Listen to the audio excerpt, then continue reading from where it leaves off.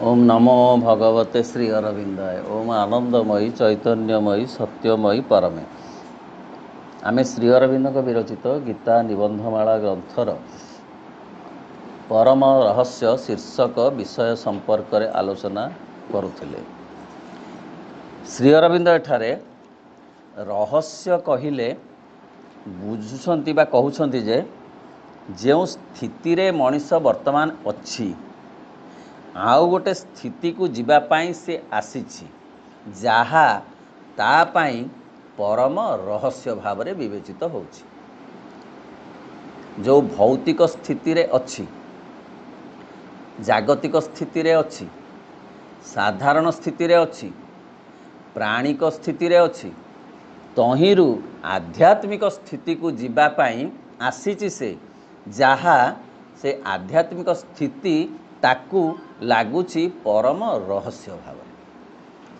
सत कि मिछ या घटिब कि न घटिब एमती से भावना रे रहस्यमयता भितर अच्छी जहाँ विषय ये अध्याय रे श्री अरविंद आलोचना करुछंती।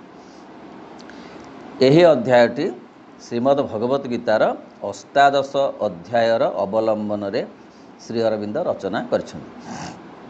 श्री अरविंद एठारे कहउछंती निम्न प्रकृतिर अंतर्गत मानवर अहंपूर्ण अज्ञान जीवन एवं विमुक्त जीवर यथार्थ आध्यात्मिक प्रकृतिर अंतर्गत उदार और ज्ञानोज्वल जीवन मध्य जो पार्थक्य रही सेही कारणरू अध्यात्म समस्यार जटिलता एवं विवर्तनर प्रकृत स्वरूपर मर्म ग्रहण करिबा साधारण मानव मन पक्षरे एपरी कठिन हुए बुझिबा।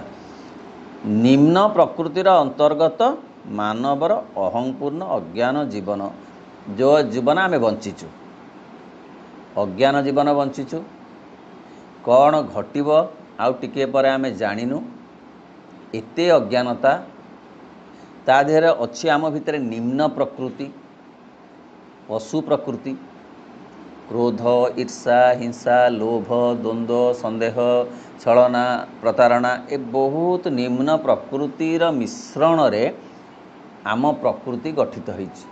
पुणी अज्ञानता भितरे आमे बंचीछु ए आम जीवन। पुणी आउ गोटे जीवन अछि विमुक्त जीवन अहंगरु विमुक्त जीवन। हेले एई जेते जेते निम्न प्रकृति ये होछि अहंगर अंतर्गत।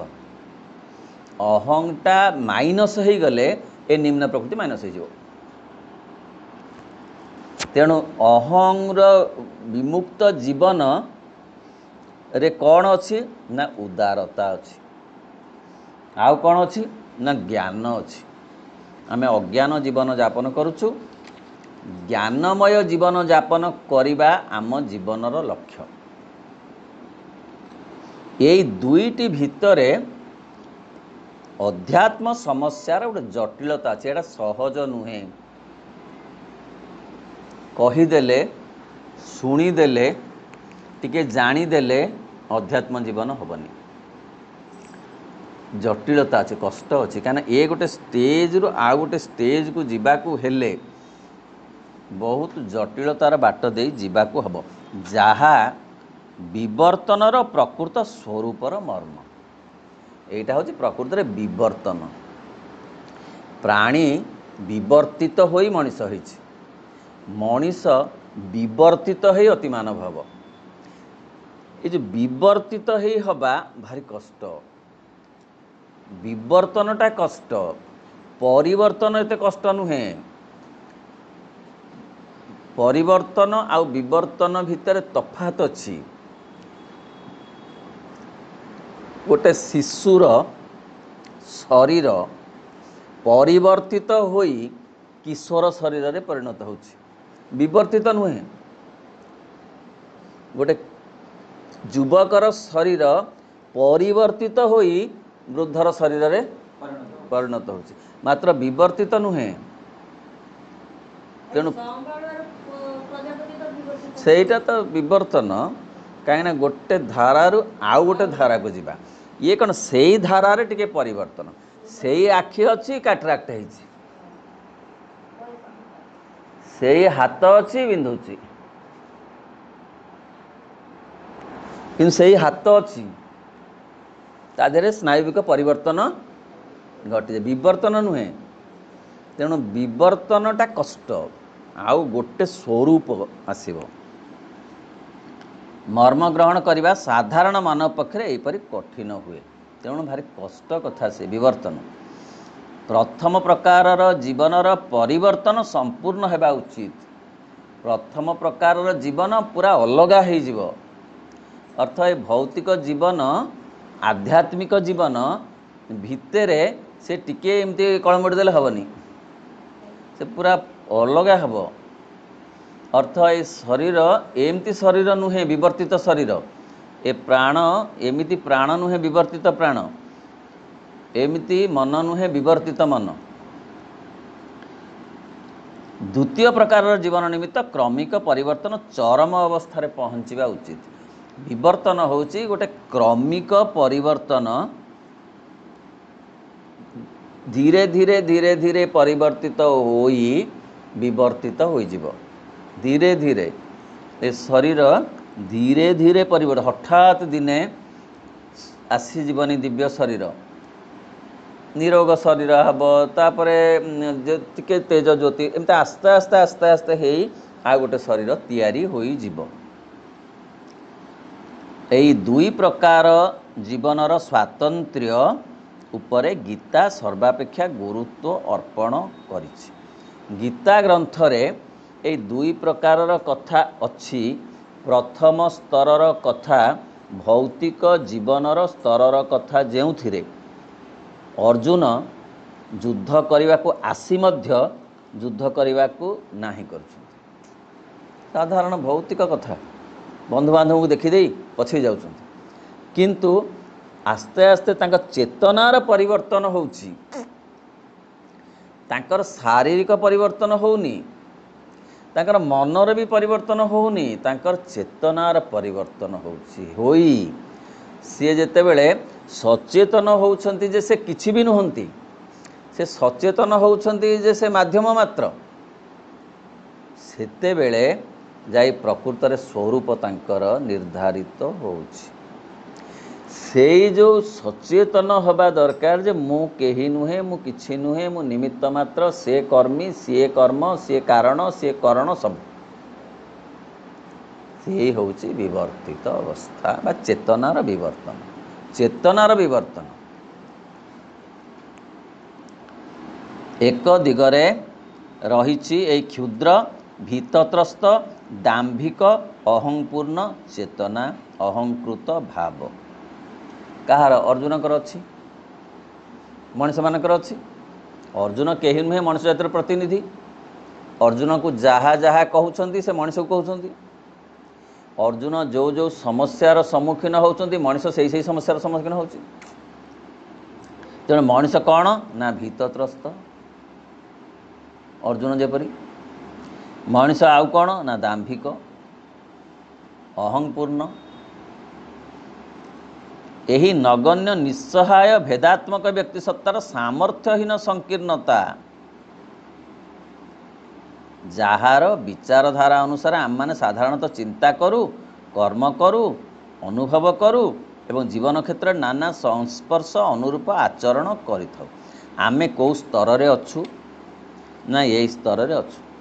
ଭୀତତ୍ରସ୍ତ, ଦାମ୍ଭିକ, ଅହଂପୂର୍ଣ୍ଣ, ନଗଣ୍ୟ, ନିଜକୁ ବହୁତ ବଡ଼ ଭାବିଛୁ, କିନ୍ତୁ କିଛି ନାହିଁ, କିଛି ନାହିଁ ସ୍ଥିତି। ମା କହିଲେ ତୁମେ କ'ଣ ନା ଛୁଞ୍ଚି ମୁନରେ ମୁନେ ଜଡ଼, ଏ ପୃଥିବୀରେ ଯେତେ ଜଡ଼ ଅଛି ଛୁଞ୍ଚି ମାରିଦେଲେ ଯେତିକି ଜଡ଼ ଆସିବ ସେତିକି, ଆଉ ପୁଳେ ଅହଂ। ଏଇ ହେଉଛି ମଣିଷ। ମଣିଷର ଡେଫିନେସନ୍ ମା କହିଲେ ଏଇଆ। ତେଣୁ ନଗଣ୍ୟ, ନିଃସହାୟ।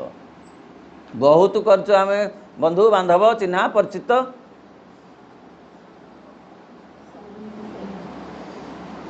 ବେଳାକୁ ଯାହା ପଡ଼ିଥିଲା ବାବାଜୀ ମହାରାଜ ଥିଲେ, ଯିଏ ବିଶ୍ୱାସ ରଖି ତାଙ୍କ ଉପରେ, ଭଗବାନଙ୍କ ଉପରେ, ସେ କାହାକୁ ପଠେଇ ସମସ୍ୟା ସମାଧାନ କରିଦେବେ। ମାତ୍ର ଯାହାକୁ ଭରସା କରିକିରି ମଣିଷ ରହିଥିବ ଧରିକିରି, ସେ ଖସିଯିବ। ସେତେବେଳକୁ ଖସିଯିବ କ'ଣ? ତାକୁ ଜ୍ୱର ହେଇଥିବ, हाँ ताकू से ज्वर हो तार किए गोटे हास्पाताल पड़े से कह मु जापरि ना हे मु केड़े भरोसा करी हे मु केड़े भरोसा आम तो जापरि कौन करी आज्ञा है तांकू भरोसा करथिले भगवान को से कहा द्वारा हेले पठेइकरी से समस्या काम करईदेवे। तेणु तेणु आम भितर कौन अच्छी ना सामर्थ्यहीन संकीर्णता सामर्थ्यहीन संकीर्णता आमर एतिकी एडिक मन छुटिया सुकुटिया मन एवं ता भितर संकीर्णता प्रबल मोर तोर तो एमती प्रबल से पुणी सामर्थ्यहीन से मन किसी करिपरिबनी किछि करिपरिबनी खाली निजको बड़ बोली कहब डिंडिम बजेब सीना प्रकृत कार्य किसी करिपरिब नाही।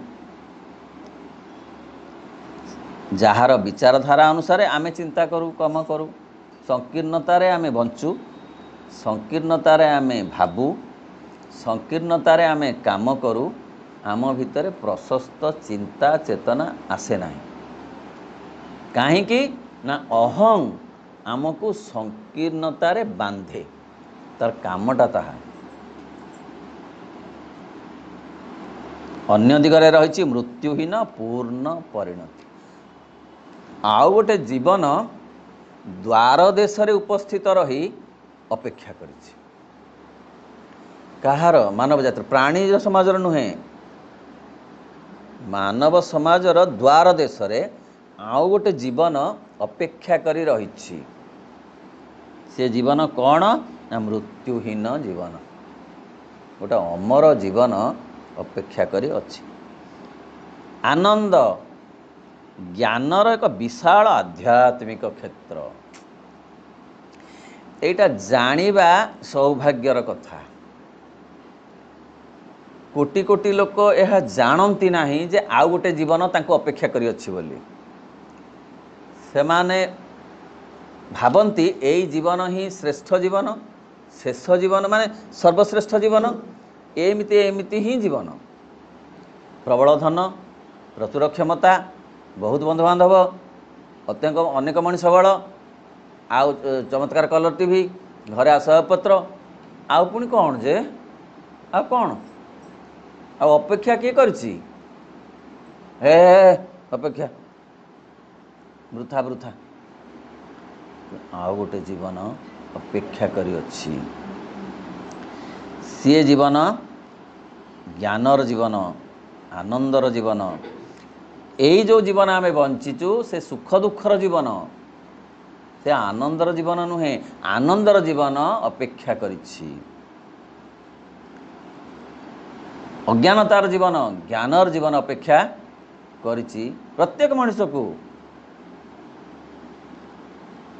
यही एक विशाल आध्यात्मिक क्षेत्र जहाँ मध्य को आम भागवत सत्ता सहित युक्त होगा द्वारा प्रवेश करिपार आमे से जीवन को पाइबु केमिति ना भगवान को प्राप्त हेले भगवान को प्राप्त हेले माने कौन कौन दौड़िक बुलू चारिआडे पागलों परी भगवान हे भगवान दौड़ू ना भीतर को गले भितरे भगवान अछंती आत्मा रूपरे आत्मा आविष्कार कले भगवान को आविष्कार करिहब भगवान को आविष्कार कले जो जीवन अपेक्षा करी रही ताको प्राप्त करिहब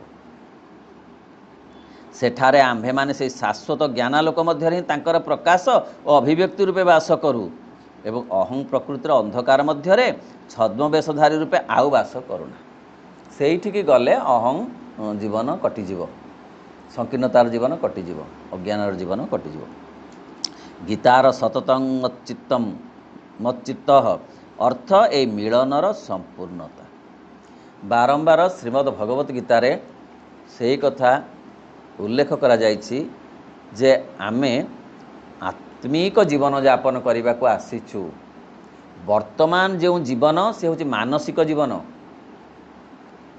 प्राणिक जीवन आउ गोटे स्तरर जीवन अपेक्षा करिछि जे होउछि आत्मार जीवन यापन कले आनंद ज्ञान आलोक अमरत्व ये सब कथा आसीब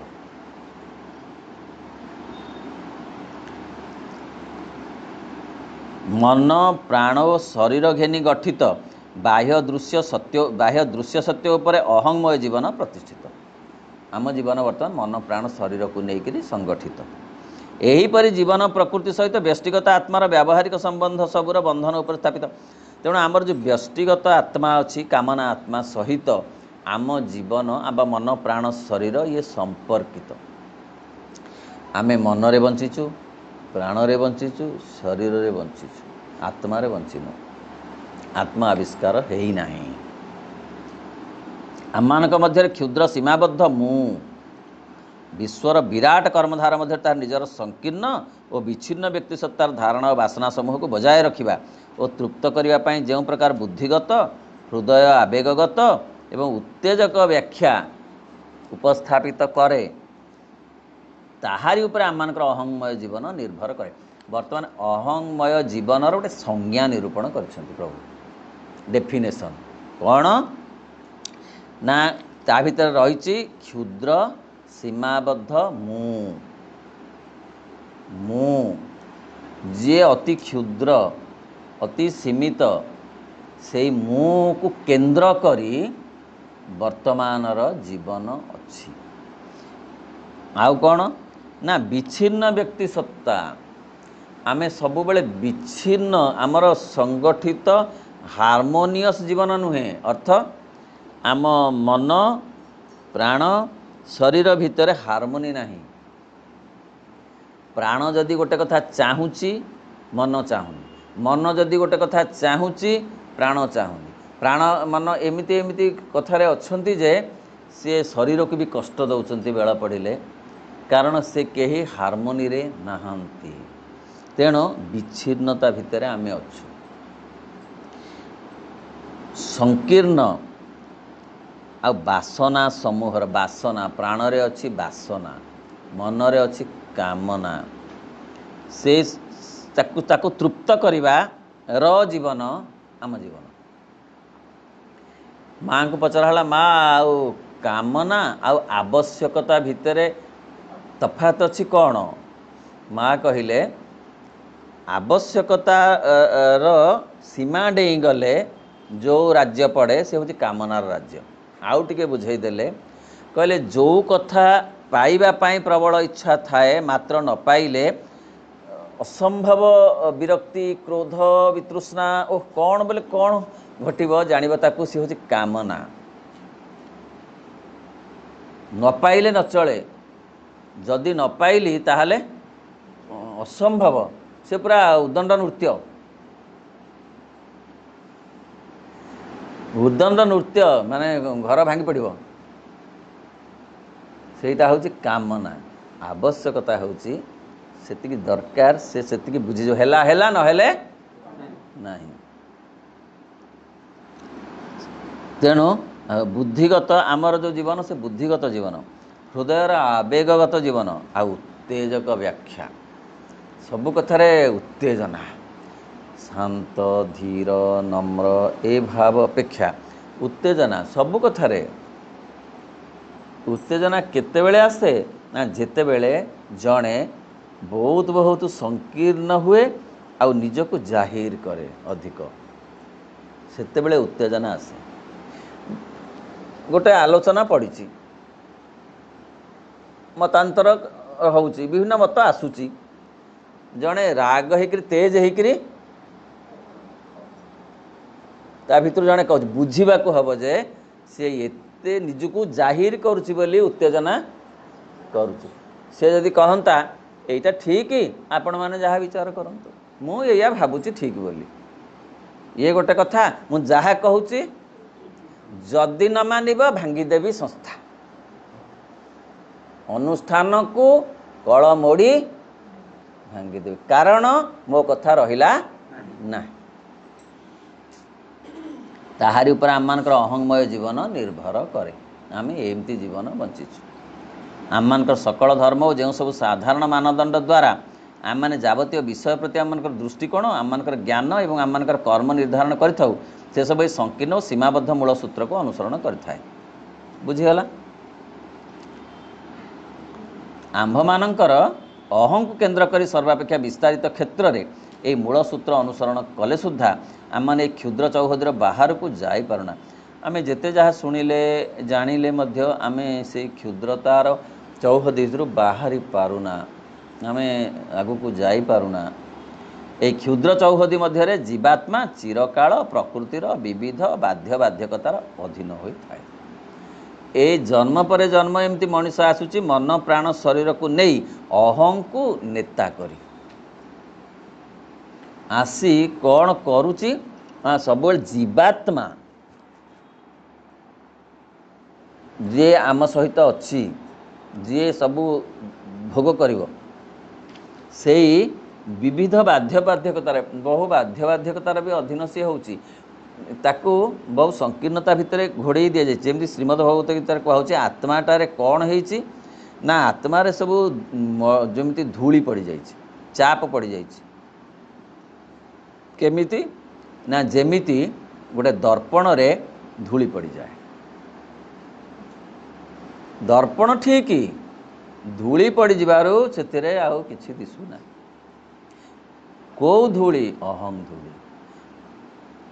ଆତ୍ମା ଠିକ୍ ଅଛି, ଜଳୁଛି ଠିକ୍ ଭିତରେ ସମସ୍ତଙ୍କର, କିନ୍ତୁ ସେଟା ଚାପ ପଡ଼ିଯାଇଛି ବା ଧୂଳି ରହିଯାଇଛି।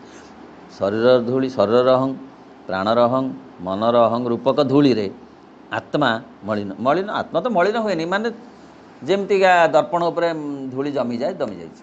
ସେଗୁଡ଼ାକ ନ କାଢ଼ିଲେ ନ ପୋଛିଲେ ଆତ୍ମାର ପ୍ରକୃତ ସ୍ୱରୂପ ଆସିବନି। ଯେମିତି ଗୋଟେ ପଥର ତଳର ଘାସ, ସେ ପଥର ତାକୁ ଚାପି ଦେଇଛି, ଫଳରେ ତାର ନିଜସ୍ୱ ରଙ୍ଗ ନିଜର ସ୍ୱରୂପ ପ୍ରକଟ ହେଉନାହିଁ। ପଥରଟା କାଢ଼ିଦେଲେ ପୁଣି ସବୁଜ ସୁନ୍ଦର ହେଇଯିବ।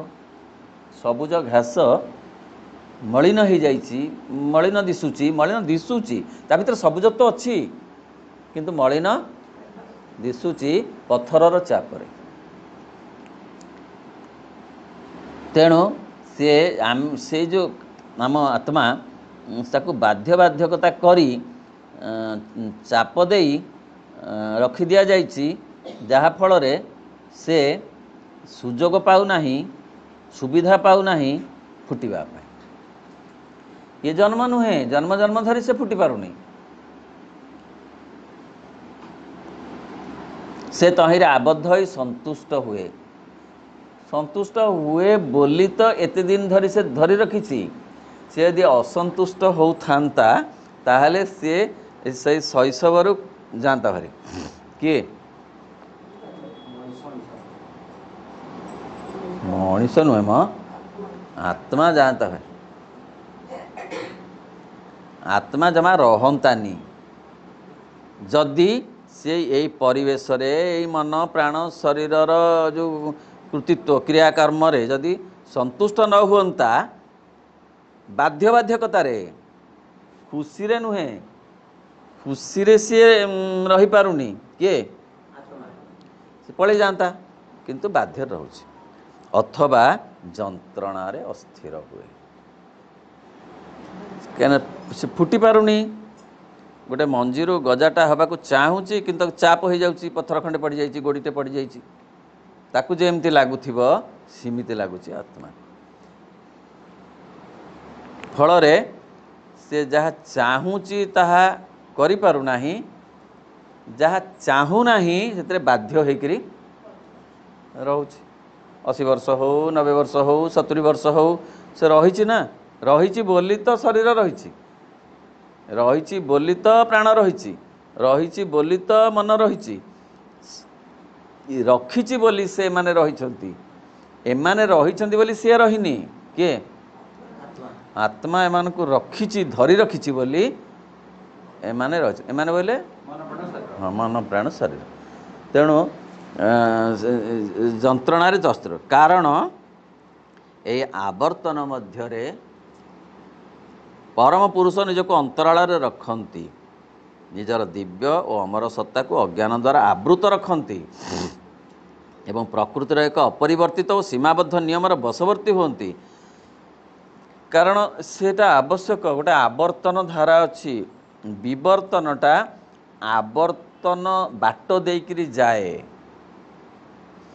ଆବର୍ତ୍ତନକୁ ଆମେ ପରିବର୍ତ୍ତନ ବୋଲି ସାଧାରଣ ଭାବରେ କହିପାରିବା। विवर्तनटा होची आवर्तनर माध्यम हम हाँ पाखापाखी कथा आमर आवर्तन गति द्वारा पृथ्वीर दिन राति हो विवर्तन गति द्वारा नुहे पृथ्वी कौन विवर्तित हो जाउची आवर्तित हो किंतु ये जो आत्मा सी ए आवर्तन भितर रही विवर्तन आड़ को जाउछंती बा जीवाकू चाहुछंती बुझी होची आवर्तन गति कौन है मनर गति प्राणर गति मनर आकांक्षा प्राणर आकांक्षा ताकू सहित ग्रहण करुछंती नहले तो छाड़ी पड़ाते जंत्रणार जर्जरित हेले ही ग्रहण करुछंती बाध्य बाध्यकतार संतुष्ट होई से ग्रहण करुछंती करी सी किंतु विवर्तित हबाकू चाहुछंती अर्थ प्रकटित हबाकू चाहुछंती हेले तांकर अमर सत्ता दिव्य सत्ता को अज्ञान द्वारा आवृत करी रखिछंती एवं प्रकृतिर एक अपरिवर्तित और सीमाबद्ध नियमर वशवर्ती होती प्रकृति अनुसार से मध्य नियंत्रित होउछंती प्रकृति द्वारा मनुष्य प्रकृति द्वारा तम गुण हो रजगुण हो सत्वगुण हो ताकू से सह्य करुचंती गोटे लोभर वशवर्ती है जड़े नहीं जाऊँ कौन आत्मा ताकू दंड सांगे सांगे दे दूची दौनी सह्य करुची आत्मार ताहा गोटे स्वभाव कारण सी जानी जे ए बाट देई विवर्तन बाट फिटिब रत्नाकर जिते गभीरतम गभीरतार निश्चेतना भितर को जीवा परे से आवर्तित होई होई होई होई जिते गभीर निश्चेतना भितर बुड़ीगला सेते बेले विवर्तन आरंभ है बोली से वाल्मीकि रे परिणत से जाए आत्मा ताको सह्य करिथिला कि नहीं चोरी करी करी करी करी करी कि खाली पड़गला ठू आवर्तित होई होई होई होई होई लंका चोरी रु कखारु चोरी आहरी बाट सुना चोरी सुनारू आहरी चोरी कौन कौन चोरी आरंभ होइतला लंकारु सेटा आवर्तित हो गला तापर तेरे खाले रे पड़ जावा परे विवर्तित जे ये गोटे यहाँ भूल इंग्लिश रे से जो छोटिया गप छोट पिलाटी क्या बाड़ी कौन कौन टे चोरी करे माँ तो भारी इन्स्पिरेशन दिए भल कर जहाँ हो तो भाया योग्यता सी कहे जहाँ ये भल कम टे कर मत माँ मत जो उत्साह आउ कि दरकार नहीं सर्टिफिकेट एम चोरी करी करी करी करी से बहुत बड़ बड़ चोरी कर जेल गला तो ये बिलातर गल्प तो ताकर भारी स्ट्रिक्ट भारी दंडटा बड़ा कठिन तेणु ताकू फांसी दंड मिलला जे पचरा गला तुमर कौन शेष इच्छा सी कहला शेष इच्छा किसी ना माँ को टिके देखी आउ कि शेष से माँ को डकाला सी बाहर रे भितर अच्छी तार बाड़ कौन से कह ना भितर को डाक मुझे दुख सुख टे दीपद कहीदेवी मो कौन तापर हासिकी जीवी माँ भितर को गला गलारू सी तार कान मोड़क जोड़े चटकणा ताको पकईला क्या माँ को पकड़ समस्ते आश्चर्य कौन एत आदर रे डाकिला हासिकी जीव आउ टिके परे आ माँ को एमती कौन ना यही माँ गोलमाल कर से गपर शेष अच्छी ये माँ जो आज मु फांसी पाऊँची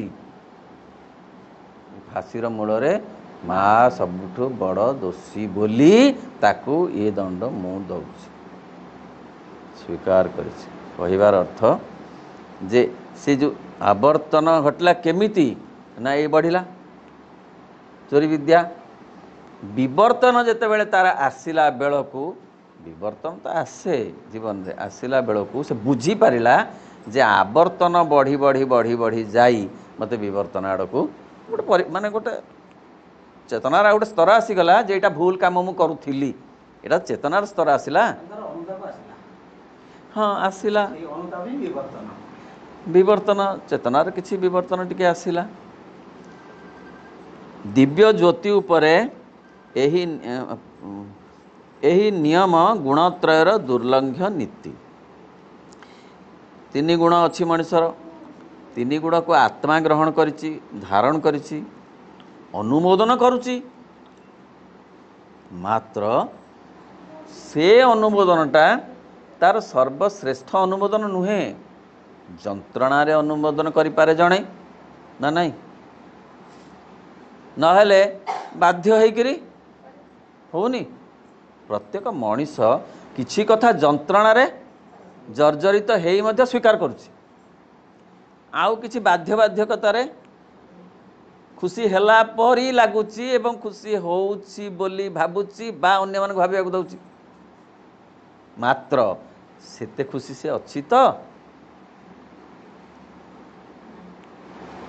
मनीषटीए जेते खुशी अछि बोली भाबुछि कहूछि जणाउछि जानुछि सेते खुशी अछि तो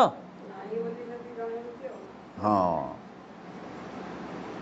नाही बोली जणाउछि सचेतन अछि जे मु नाही किंतु जणाउछि सेमिति आत्मा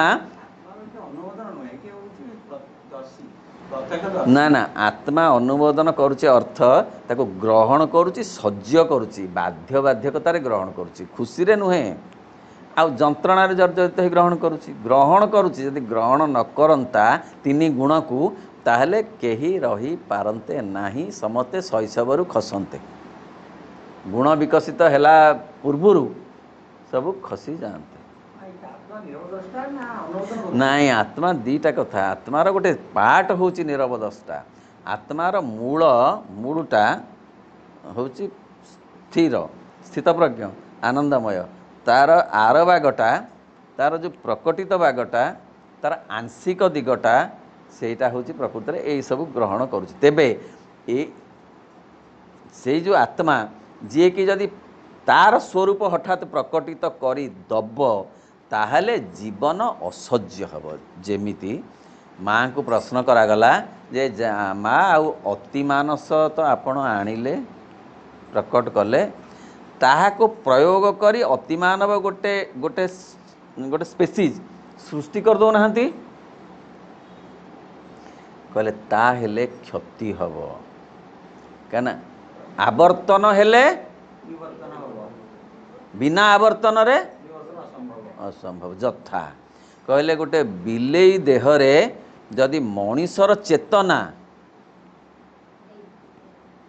इंजेक्ट कर दिया जीव से बिलेईर शरीर खंड खंड हो फाटी जीव कुआड़े बोले कुआड़े पड़िबो बुझीगला तेणु आत्मा जदि तार स्वरूप को सांगे सांगे करदब ए शरीर भांगी रुची खंड खंड हो कुआड़े पड़ेब बुझी होउची मरी जाटा गोटे तो कौन गोटे बड़ कथाटा कि मरीज माने कौन खंड खंड हो शरीर माने टिके टिके टुकुरा होकर जमती गोटे बम पड़गले जो अवस्थाटी हुए मनुष्यर गोटे मधुर अवस्था हुए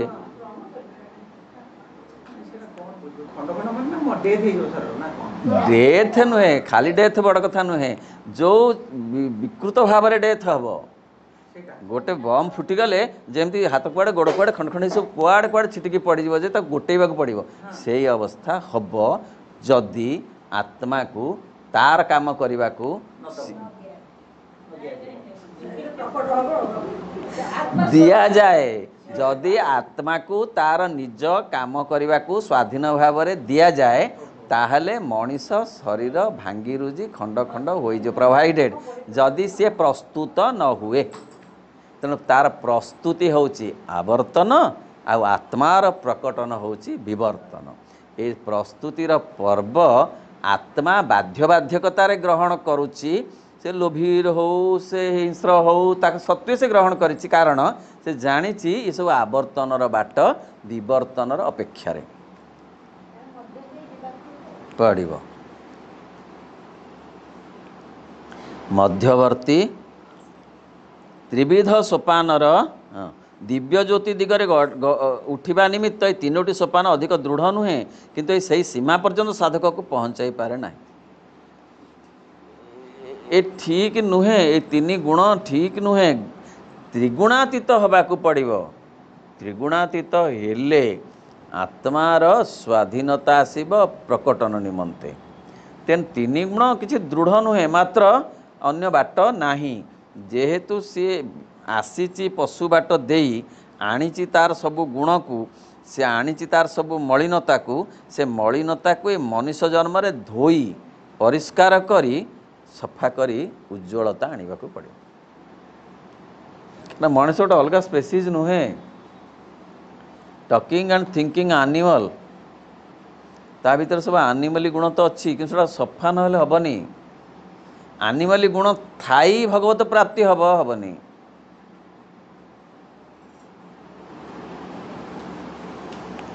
मध्यवर्ती त्रिविध सोपानर सर्वनिम्नांश जड़त्वर नियम धर्मर प्रभाव रही। अर्थात एठार तामसिक मानव ताहार जड़धर्मी और आंशिक मानसधर्मी प्राणगत उत्तेजनाजनक प्रकृतिर प्रवृत्ति चक्र और ताहार निर्देश और प्रेरणा समूह को गतानुगतिक जंत्रपद कर्मधार जड़ भाव अनुसरण करे। बहुत चमत्कार भाव व्याख्या करुछंती श्री अरविंद। एते मनस्तात्विक दृष्टि एते स्पष्ट भाव विवेचना करुछंती जे त्रिविध सोपानर सर्वनिम्नांश जड़ता अच्छी, आलस्य अच्छी, जड़ता अच्छी, सबुठु निम्न स्तर शरीर स्तर रे तामसिकता अच्छी। हेले से जड़त्वर नियम धर्मर जड़त्वर धर्म पड़ी रहिबा आलस्य। अर्थात एटा तामसिक मानव ताहार जड़धर्मी आंशिक मानसधर्मी प्राणगत उत्तेजनाजनिक तादरे प्राणगत उत्तेजना अच्छी। मनुष्यर मनुष्य भितर जड़ता अच्छी, शरीरर प्राणर उत्तेजना अच्छी एवं तार प्रवृत्ति अच्छी। प्रवृत्ति प्रकृति नुहे, प्रकृति आ गोटे कथा त्रिगुणात्मिका प्रवृत्ति जो गुड़ाक प्राणिक प्रवृत्ति मनुष्य भितर अच्छी। प्रकृति कथा अलगा, क्रोध हिंसा यहाँ प्रकृति, किंतु प्रवृत्ति अलगा। आहार निद्रा एगुड़ा प्रवृत्ति गुड़ाक, एगुड़ा प्रकृति नुहे, एगुड़ाक प्रवृत्ति। प्रवृत्ति से कौटू आसी ना पशुरु आसी। हेले मध्य गतानुगतिक जंत्रवत कर्मधार जड़ भाव तक अनुसरण सी ताकू जड़ भाव सब कथा को करुच्ची, किसी जानी किसी बुझीनी, सबू जानी सब बुझी बोली कहूँ। आ जड़ता यहाँ तो जड़ता। मध्यवर्ती सोपान रे सक्रिय गतिशील धर्म प्रभाव विस्तार करे। मध्यवर्ती स्तर राजसिक स्तर रे, राजसिक स्तर नहीं प्राणिक नुहे, राजसिक स्तर अच्छी आडंबर देखा। प्राणी कौन देखौची? प्राणी कौन निजको देखौची? बड़ बोलिक देखौची। हाँ को गुण बल रे? हाँ एठारे राजसिक मानव अर्थात प्राणवंत वेगवंत कर्मरत व्यक्ति निजक तार संसार और परिवेष्टनी उपरे आरोप करने को चेष्टा करे। तार राजसिकता से तार परिवार देखौची, समाज रे देखौची। एते बड़ घर अच्छी, मु एते बड़ घर रे देख माँ के केड़े बड़ घरटे करची।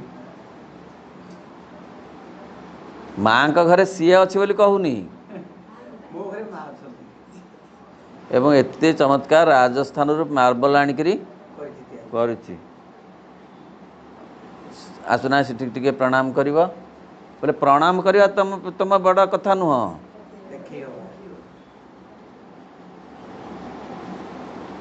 तेणु से जो ता मार्बल घरटा को देखैव जही रे से माँ को रखिछि बोली डाकुछि।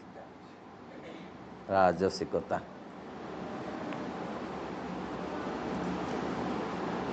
प्राणवंत वेगवंत कर्मरत आरोप करे, किंतु यह द्वारा से केवल ताहार दुरंत रिपु कामना वासना अहंकार पीड़ादायक भार ଓ ଦୁଃସହ ବଶ୍ୟତାକୁ ବର୍ଦ୍ଧିତ କରେ।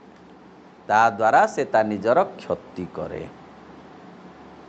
ଅହଂକୁ ବଢ଼ାଏ। ଯିଏ ଆସିଲା ପ୍ରଣାମ କରିବାକୁ ସିଏ କ'ଣ ଏ କଥାଟା କହିବ, କହିକିରି ଅପ୍ରିୟ ହେବ?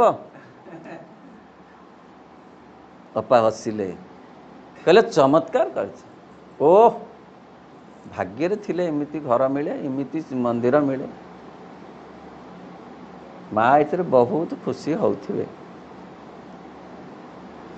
ବୋଲି କହିଲା। ସିଏ ଭାବିଲା ଯେ କେତେ ପ୍ରଶଂସା ମୁଁ ପାଇଲି, ଯଦି ମୁଁ ଡାକିନଥାନ୍ତି ଏତେ ପ୍ରଶଂସା କ'ଣ ପାଇଥାନ୍ତି, ତେଣୁ ମୋ ଡାକିବାଟା ସାର୍ଥକ ହେଲା।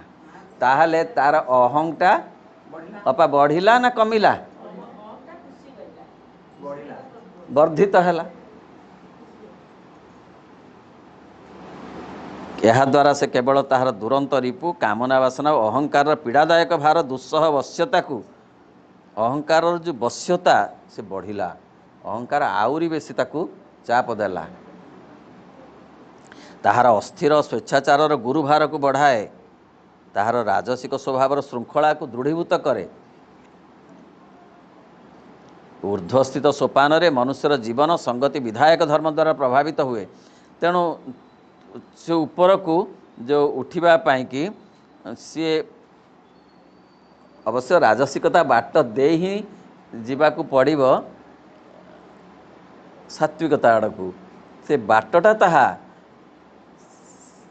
ସେଇଟାକୁ ତ ଗ୍ରହଣ କରିଛି ଆତ୍ମା, ମାତ୍ର ସେଇ ଅତିକ୍ରମଣ ଦରକାର। କଥାଟା ଏଇଠି, ସେଇଠି ରହିଯାଇ ବୁଲିବା ଅପେକ୍ଷା ତାକୁ ଅତିକ୍ରମ କରି ସେ ଜମି ବାଟ ଦେଇ ଯିବାକୁ ହେବ, କିନ୍ତୁ ଜମିରେ ଡ୍ୟାନ୍ସ କରିବାକୁ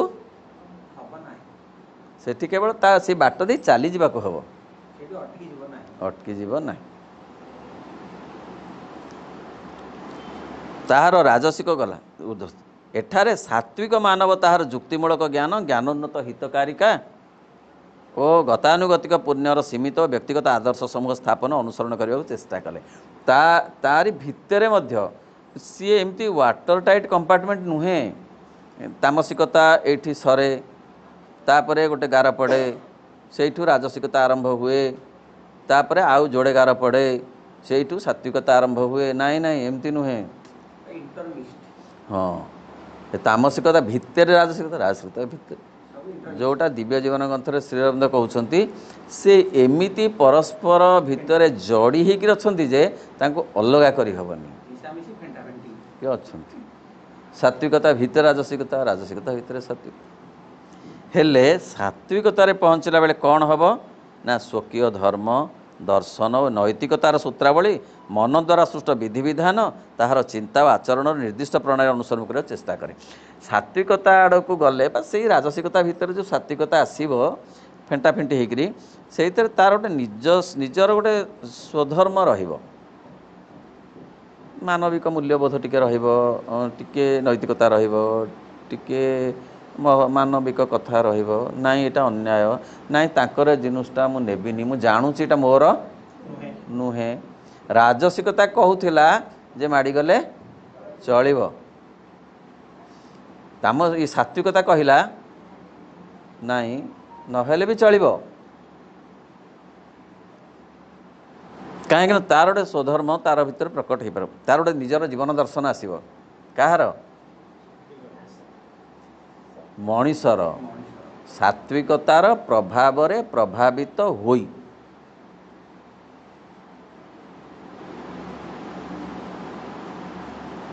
ସେ କ'ଣ ହେବ, ତା'ର ଗୋଟେ ତା'ର ନୈତିକତାର ସୂତ୍ରାବଳୀ, ତା ଭିତରେ ଟିକେ ନୈତିକତା ଆସିବ, ଯାହା ତାମସିକତାର ପ୍ରଭାବରେ ଆସେନି।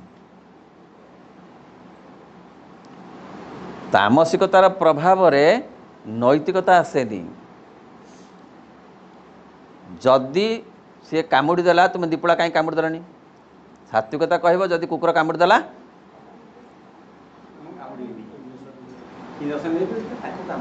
କାମୁଡ଼ିବନି। ଏଗୁଡ଼ା ସତ କୁକୁର? ଅପା ହସିଲେ, ଏଇ ଯେ ବୁଲା କୁକୁର, ସେଇ କଥା ପଡ଼ିଛି।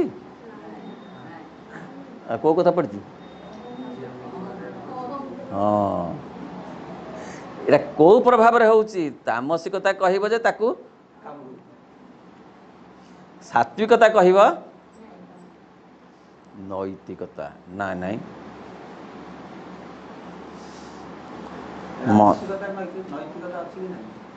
सब ता भीतर भीतर अच्छी किंतु जेतेबेले टिके अधिक प्रकट होउची आमे ताकू सात्विकता कहूचु राजसिकता रे कोन नैतिकता नाही अच्छी अच्छी सबुथरे अच्छी परसेंटेज कम बेसी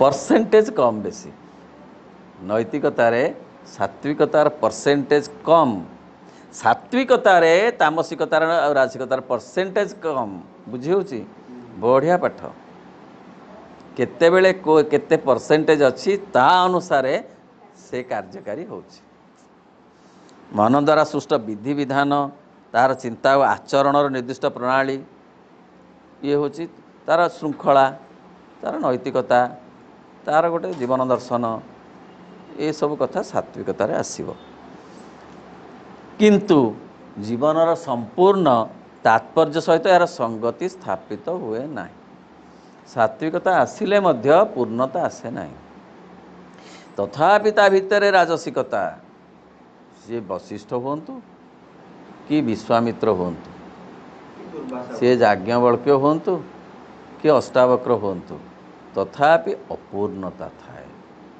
सात्विकता बढ़ी गले मध्य पूर्णता आसी बोली माने किछि नाही इगो ताकू आउरी डेइले आउ गोटे जमी पड़िबो से जमी को गले जाके पूर्णता आसी हाँ त्रिगुणातीत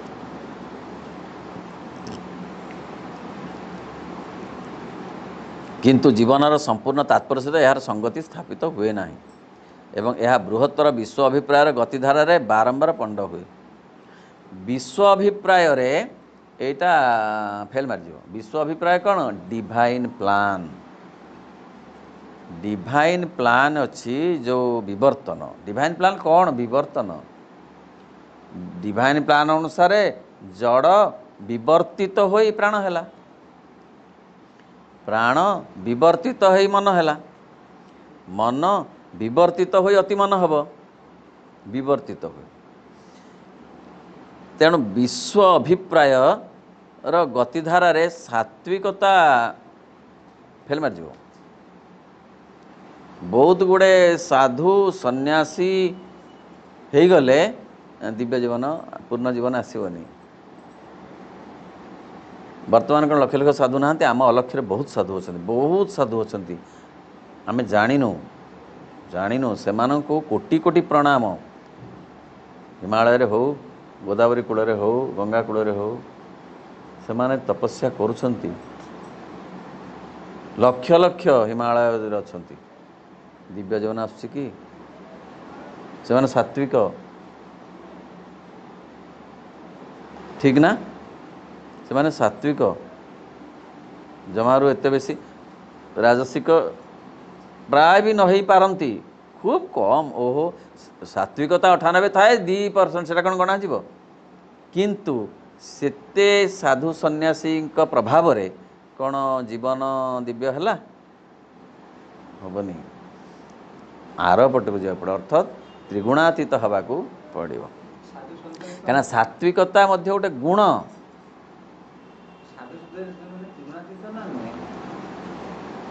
गोटे गुण परा सत्व गुणर अधिकारी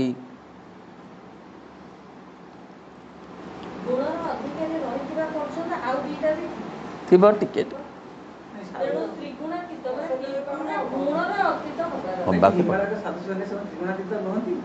ना ना त्रिगुणातीत आउ गोटे कथा टिके भी अच्छी ना राजसिकता टिके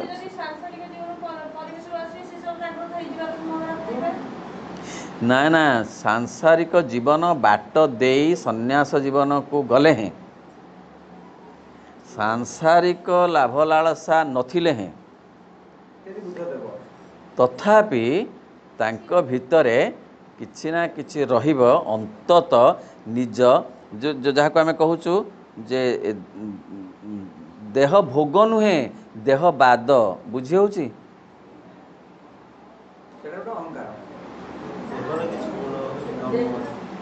देह बाद गोटे अलग कथा निज शरीर संपर्क में सचेतनता अति कम रहिबो कि नहीं सबू तांकर ए किछि भी नुहे सेल रे कथा अनुभव हेलानी शरीरर सेल कोष माने अनुभव कलेनी कि तांकर कहार भगवान कर नुहे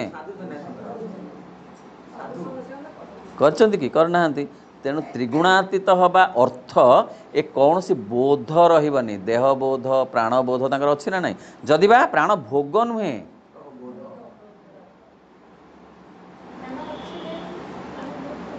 रहिबो नुहंती ता आउरी गोटे स्तर को गले त्रिगुणातीत हवा को पड़िबो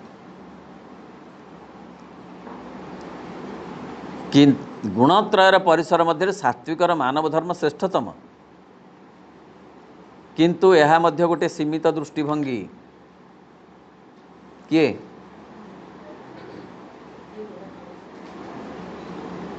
किए गोटे सीमित दृष्टिभंगी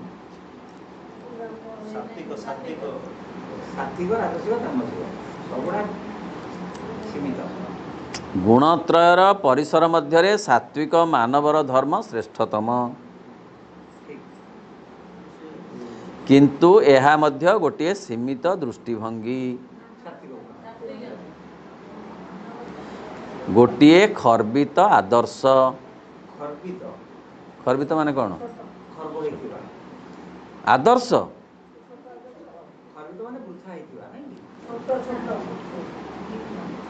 बामन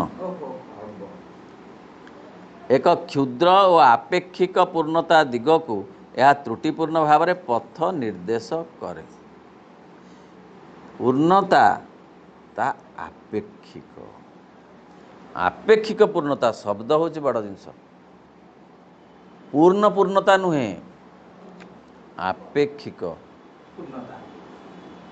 पृथ्वी रे जो सत्य अच्छी ताहा सत्य ताहा होची आपेक्षिक सत्य रिलेटिव ट्रुथ कारण सत्य टिके असत्य टिके अंधार टिका ये सब मिसिक अच्छी किंतु एब्सोल्यूट ट्रुथ रे ये सब किछि नाही अंधार आलुओ दुख सुख एगुड़ा किछि नाही रिलेटिव ट्रुथ रु एब्सोल्यूट ट्रुथ को जीवा जीवनर लक्ष्य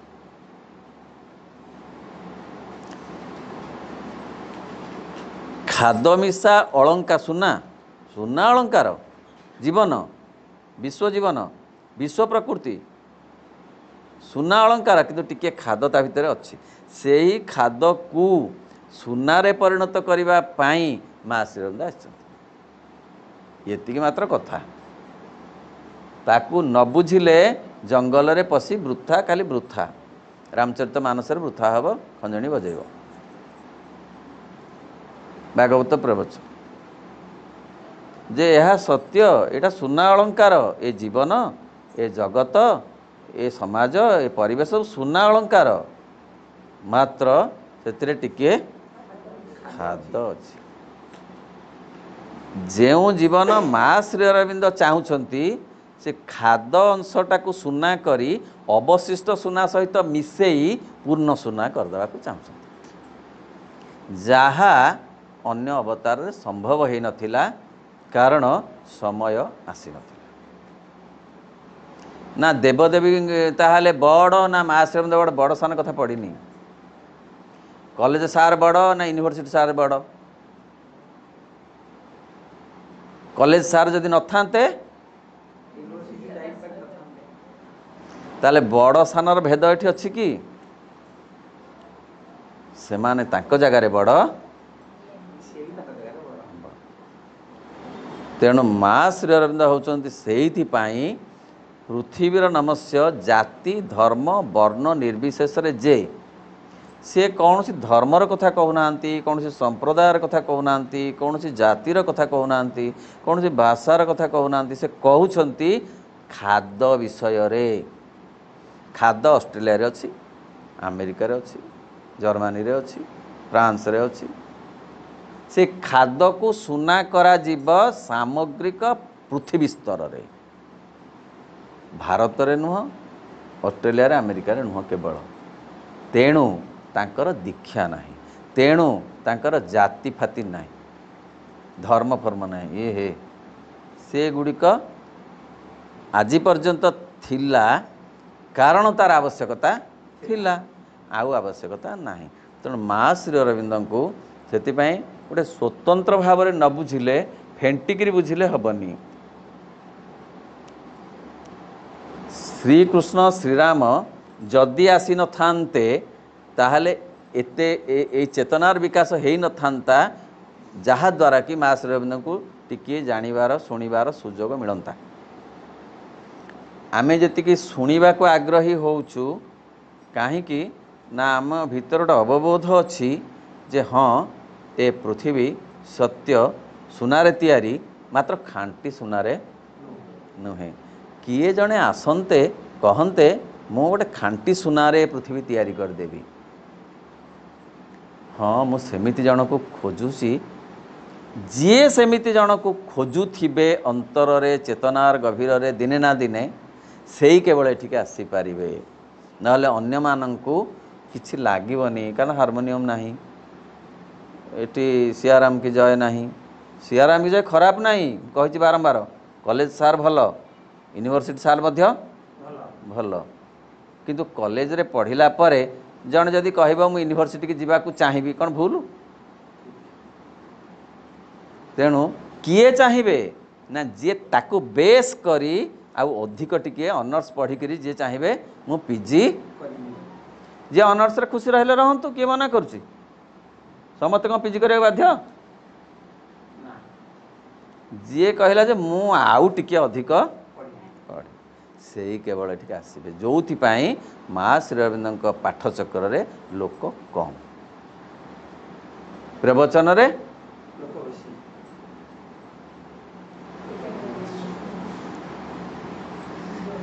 से टिकट करी से बाबाजी महाराज को सम्मान दे ठीक तांको सम्मान देवा ठीक देकी लोक हजार हजार पाठचक्र को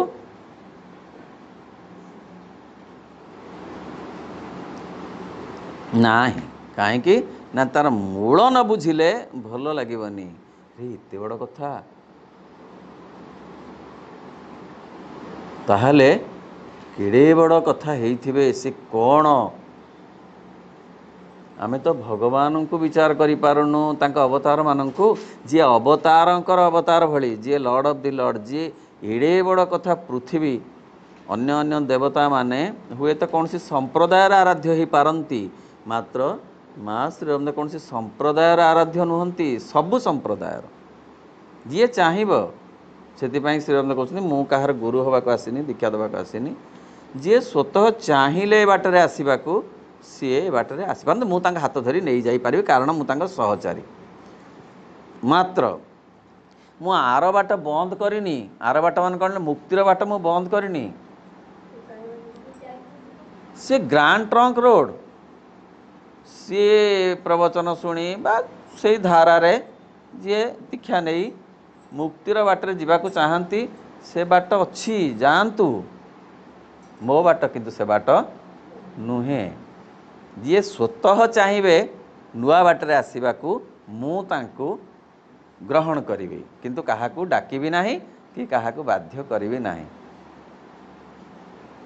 तेणु माँ श्री अरविंद कथा साइकोलॉजिकल कथा आगामी दिनर कथा भविष्यतर कथा जहा समस्ते शुणिबाकू सुजोग हुए तो पाई नाहंती